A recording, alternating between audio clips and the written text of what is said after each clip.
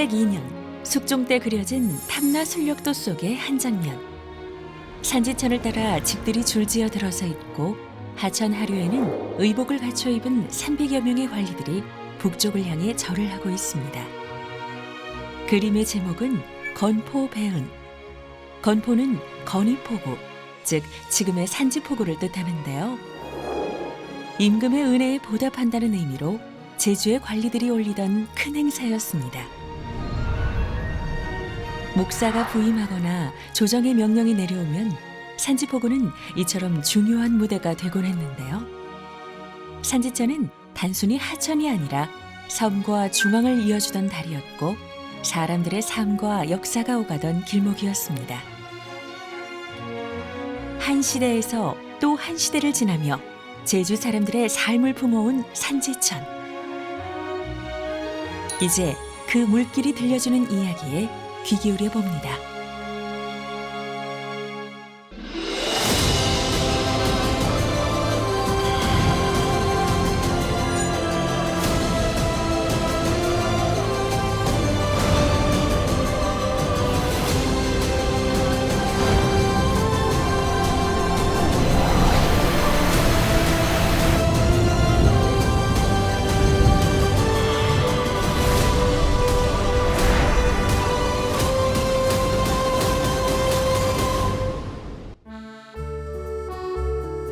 제주시 한가운데를 가로지르는 산지천. 한때 이곳은 늘 사람들로 북적였습니다. 맑은 물가엔 어머니들의 빨래 방망이 소리와 물장구 치는 아이들의 웃음소리가 가득했지요. 산지천은 그렇게 일상의 중심이었습니다. 지금은 조용히 흐르고 있지만 그 속엔 여전히 삶의 온기가 남아있는데요. 오늘 그 온기를 함께 느껴볼 길동무, 소리꾼 조은별 씨입니다. 다양한 무대에서 활약하며 노래 속에 제주의 얼을 불어넣는 젊은 예술인입니다. 네, 저는 제주를 기반으로 활동하고 있는 소리꾼 조은별입니다. 사실 제가 여기 산지천이 제 행동 반경 안에 있어서 정말 제 집 드나들듯 자주 왔다 갔다 하는 곳인데도 생각해보니까 산지천에 대해 잘 모르더라고요. 그래서 이번 기회에 산지천이 어떤 곳인지 또 제주도민과 어떤 점이 닮았는지 그런 것들 알게 되는 좋은 시간이 될 것 같아서 아주 기대하고 있습니다.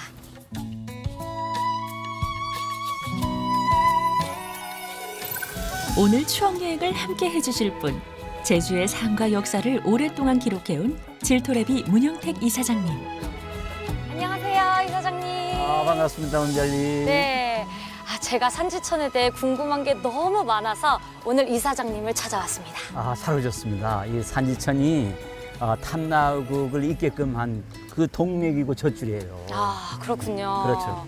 산지천에 숨은 얘기들은 너무 많은데 그곳을 찾아서 한번 우리 떠나가 볼까요? 가보시죠. 자, 갑시다. 산지천의 역사를 알기 위해 오늘 여정의 첫 번째 장소로 향합니다. 예로부터 큰 물줄기 곁에는 도시가 자리했는데요. 제주도 마찬가지였습니다.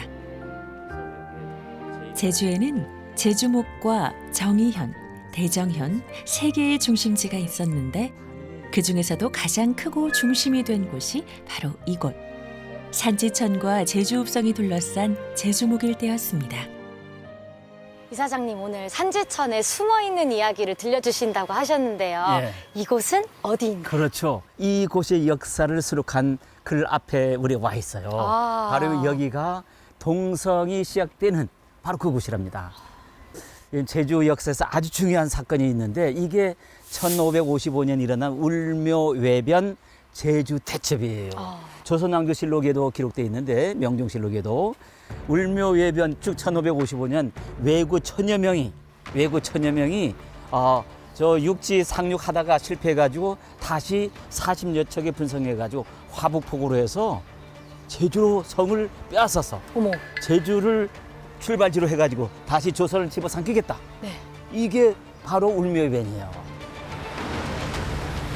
지금으로부터 470년 전인 1555년 6월 제주의 김수문 목사로부터 다급한 장계 하나가 올라왔습니다. 약탈과 사륙을 일삼던 왜구 천여 명이 제주를 침범한 것. 그들은 화북포구를 거쳐 제주성이 내려다 보이는 산지천 동쪽 언덕에 진을 쳤고 무려 사흘 동안 치열한 접전이 벌어졌습니다.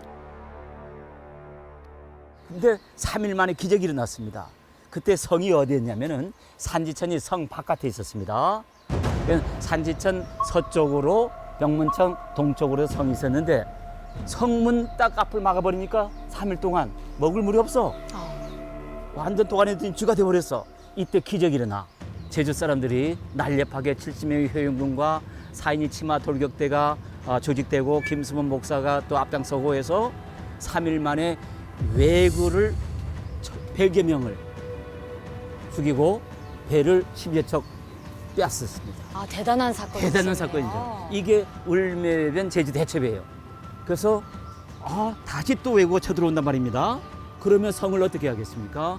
산지천 물을 성 안으로 들어야겠죠. 그렇죠. 그렇게 해서 쌓은 성이 동성이에요.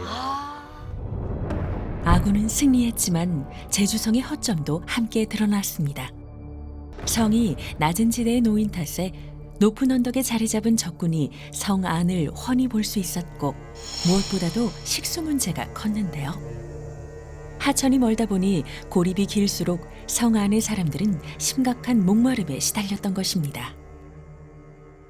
그래서 10년 만에 곽쿨이란 목사가 와가지고 동성을 이렇게 쌓습니다. 그때 동성을 쌓았던 바로 시작점이 바로 여기예요. 계단으로 건너가서 다시 동성이 남아있는 흔적을 또 찾아서 길을 떠나기로 합시다. 네, 가시죠. 네, 가시죠. 빽빽한 집들 사이로 남은 옛성의 흔적을 찾아가는 길. 을묘외변 이후 산지천 바깥으로 성벽을 옮겼다는 이야기를 따라가다 보니 자연스레 발길이 멈추는 곳이 있었는데요. 와, 이사장님, 여기 길이 정말 예뻐요. 그렇죠. 여기 이렇게 벽화들도 보이고요. 네. 여기는 어딘가요? 여기가 동성 돌라르반 길인데 동성이 바로 저 안에 있는데 일제강점기를 거치면서 사라진 그 동성길이 흔적이 고스란히는 아니지만은 그래도 맞는 부분 남아있는 곳이 이곳이에요. 진짜 숨겨져 있는 곳이죠. 한때 웅장함을 자랑하던 성벽은 세월에 깎여 이제 일부만 남았습니다.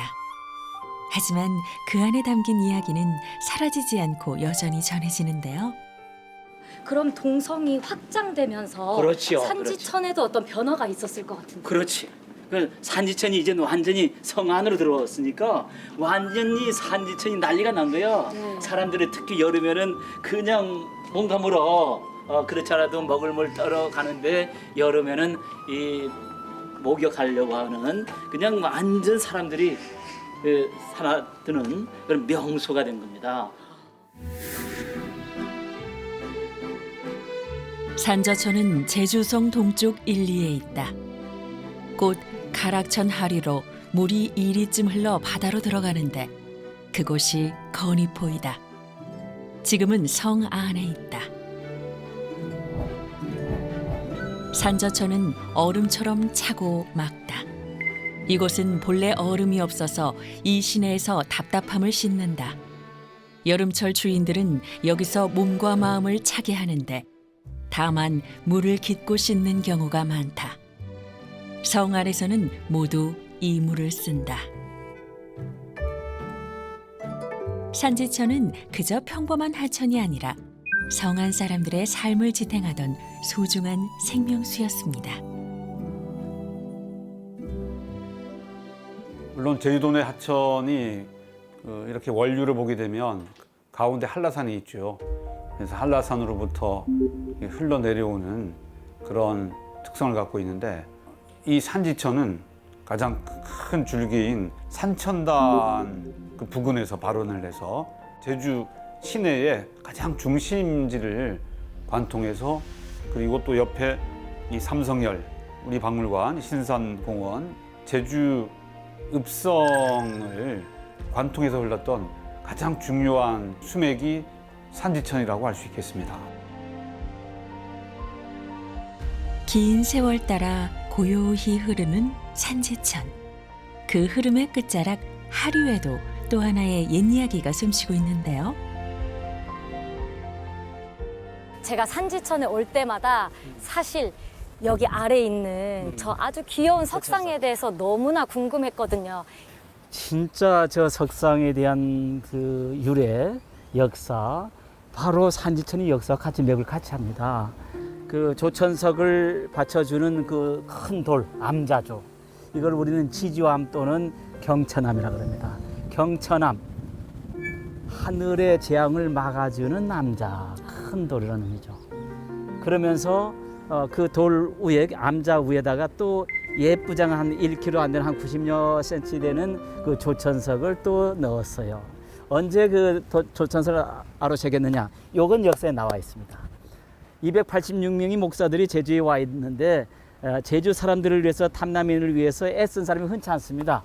그런데 진짜 김영수라는 사람은 목사는 대단한 선정을 베푼 사람이에요. 예, 그분이 조천석을 세웠다 이런 기록이 있습니다. 그런데 제가 알기로는 네. 저 조천석이 복제본이고 원본이 따로 있다고 들었는데 맞나요? 맞습니다. 예. 1780년에 세워진 그 조천석은 지금 제주대학교 박물관에 가 있습니다.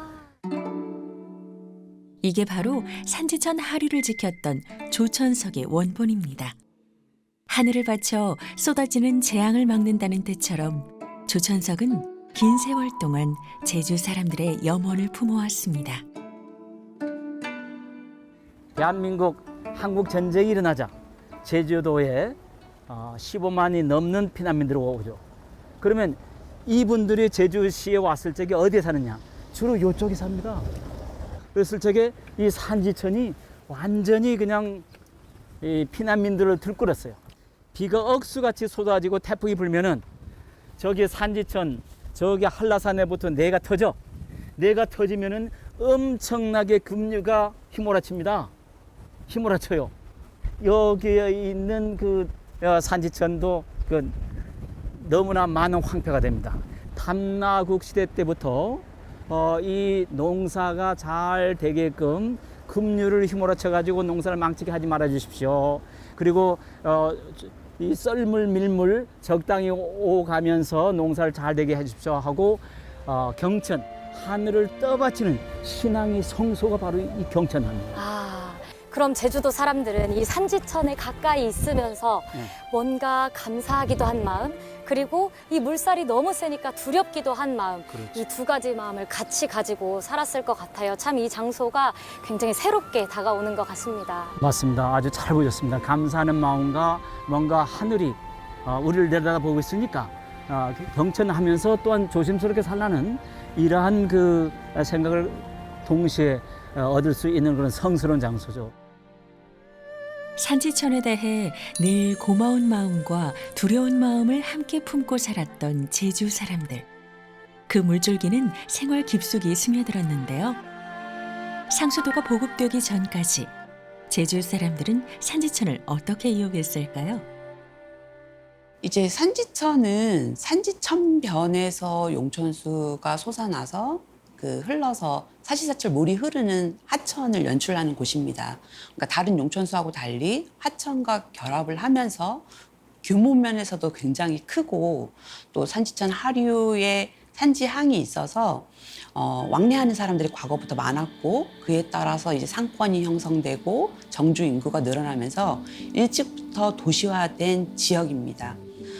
과거에는 물과 관련된 일을 주로 여성이 담당을 했고 여성들에게 용천수는 단순한 생활 자원이 아니라 매우 친숙한 공간이기도 하고 그 안에서 여성들 사이에서 물과 관련된 여러 가지 규칙도 생기기도 하고 나이 어린 사람이 윗사람을 배려해야 하는 배려 문화가 생기기도 하고 또 이제 빨래터에서 하다 보면은 개인의 가정사나 또 마을의 일 같은 거를 서로 소통할 기회가 자연스럽게 생기면서 그런 것들을 소통하다 보면 결국은 공동체의 결속이 강화된다고 보거든요. 그런 부분에서 그 용천수는 공동체를 결속을 강화하는 데 좀 기여하는 바가 크다라고 생각을 합니다. 옛날에 이 물을 어떻게 써왔는지 마을 어르신들의 얘기를 한번 들어볼까요? 저는 제주에서 나고 자란 무틀 떠나보지 않은 고미선입니다. 산지천을 이용하는 방법은 첫 번째는 식수로 많이 사용했고, 두 번째는 야채를 중천에서 씻었고요. 그 다음에는 빨래를 하는데, 빨래도 많은 사람이 한꺼번에 하면 50명 이상, 100명 가까운 사람들이 줄을 서가지고 사각형의 겹담으로 된데, 빨래 바구니, 빨래 구더기죠. 그것은 겹담 위에 놓기도 하고 했었어요. 빨래를 다 하고 나면 좀 땀도 나고 덥고 그러면 옷 입은 채로 이제 목욕을 하는 거예요. 목욕을 하려면, 왜냐면 노천이니까. 그러면 옷 위로 비누질을 이렇게 앞뒤로 이렇게 하면서 해가지고 한다면은 옷을 빨듯이 문질러요. 문질러면 몸도 씻어지고 해서 그 물속에다가 딱 들어가면 살살 헹궈져서 목욕도 하고 옷도 빨아지고 해서 거기에서 옷을 싹 갈아입고 나오곤 했었어요. 물하고 조금 멀어질수록 공동수도는 많이 분포가 되어서 공동수도를 관리하는 분이 있었어요. 그러면 바가지 그 양동이로 뭐 몇 통에 얼마 이런 식이었어요. 그러면 표 한 장을 주면 양동이로 물 하나, 표 2장을 주면은 양쪽에 양동이를 들을 수 있게 이제 물 2통, 이런 식으로 그 관리인이 그 수도와 가까운 바로 옆집이라든가 거기에 살았어요. 그 공동수도 관리인은 그 물하고 가까운 곳에 있는 분, 그분한테 수시로 가서 물 팔아줍소 하면은 공동수도 물딱지를 팔아줬죠. 산진물은 그때 당시에 전부 식수하고 빨래터, 예.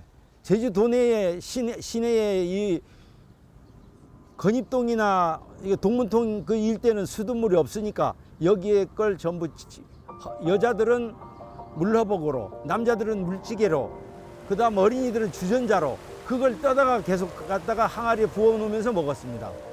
잔치나 소상 대수상 상제 났을 때는 물이 많은 사람들이 그 집에 지금처럼 식당에서 뭐 음식점에서 뭐 이 잔치하고 뭐 이런 게 아니고 집에서 다 했잖아요. 그러면 이제 물 부주를 한다고 아줌마들이 이제 물 허벅고 와서 이제 했던 그런 것도 있고, 또 하나는 물을 지르다 파는 물장수가 있었어요. 물 한 통 지르면 그때 당시 한 5원, 10원 받았나 모르겠어. 하여튼 물 돈 주고 이제 그걸 했고, 집에는 집집마다 부엌에 물항아리, 이만한 물항아리가 가정집마다 다 있었어요. 그러면 야, 물 채워놓으라 해동 아버지네는 어머니네는 이제 밭에 일하러 간단 말이지. 그럼 아이들은 그 물떠당 거기다 물 채워놔야 돼. 모욕할 때는 이리 오고, 예, 그렇게 하는 거죠. 예, 그게 60년대 이전까지는 그렇게 이 동문통 일대, 이 건입동 일대 사람들 다 그렇게 여기 물 지르다 그렇게 먹었어요. 집집마다. 예, 수돗물이 없을 때니까. 거친 돌과 바람이 가득한 제주 땅에서 사람들이 삶을 이어올 수 있었던 건 다름 아닌 물이었습니다. 산지천은 척박한 삶을 일으켜 주었던 희망이었는데요. 이제 오늘 여정의 마지막 장소인 금산 생태원으로 가봅니다. 이곳은 김만덕 기념관 뒤쪽에 있는 정말 예쁜 공원인데요. 그렇죠. 이것도 산지천과 연관이 있나요? 물론이죠. 1927년 홍수가 처음에는 홍수 났다가 태풍 불었다고 하니까 완전히 이제 북송교 남송이 무너졌거든. 그러면서 그때 직선 코스로 이제 건입하고 산지항이 이제 또 다른 항로가 돼버렸는데, 원래는 이곳이 바다였답니다.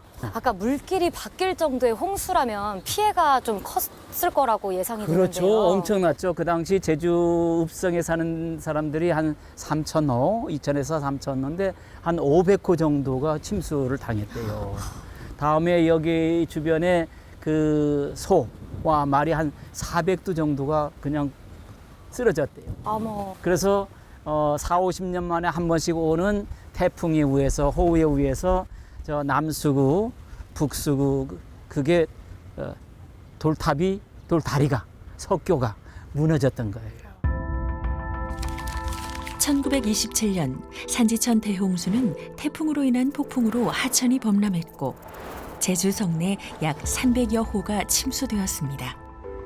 당시 금산 수원지 방향으로 꺾여 흐르던 산지천은 대홍수로 인해 하구가 터져 지금의 제주항 쪽 직선 형태로 바뀌면서 물줄기가 완전히 새로운 경로를 갖게 되었습니다. 이렇게 겉으로 봤을 땐 너무나 평화로운 공원이지만 네. 곳곳에는 또 슬픔도 묻어있는 그렇죠. 이런 역사적인 배경이 있었군요. 예, 예. 오늘 우리가 걸은 이 길에는 오랜 역사와 기억도 함께 흐르고 있습니다. 지금은 잔잔히 반짝이는 하천이지만 그 물결 속엔 제주의 과거와 오늘 그리고 내일이 스며 있습니다. 산지천의 역사적 의미와 가치는 대단하죠. 우선 산지천이 있으므로 이곳에 탐나국이 발상했습니다. 물이 있어야 사람이 모여들 텐데 그 물이 한두 개 아니에요. 그러니까 사람이 모여들고 탐나국이 형성됐고 그래서 이곳이 중요성을 이렇게 널리 알렸으면 좋겠습니다.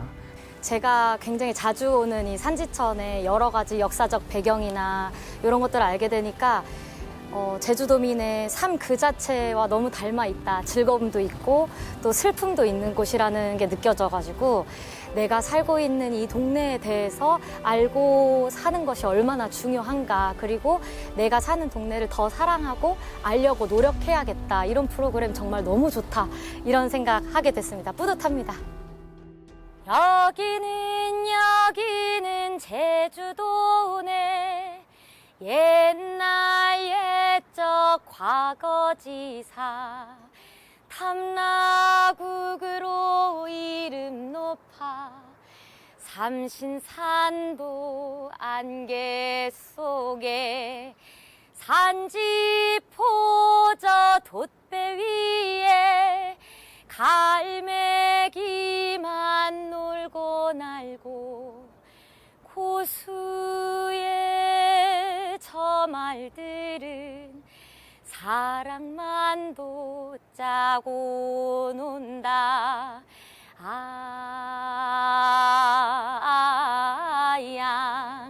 어양 어양 아양 어양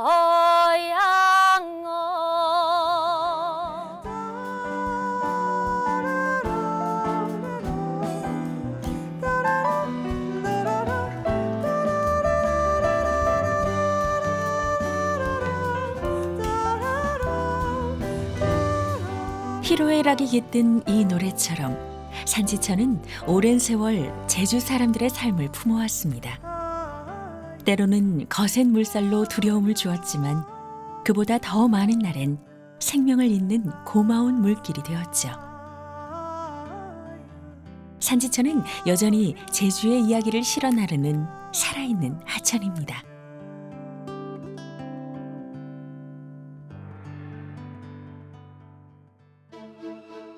다음 3부에서는 산지천에 흐르는 또 다른 이야기를 따라가 봅니다. 산업화와 도시화의 물결 속에서 때로는 덮이고 다시 열리며 복원을 거쳐온 산지천.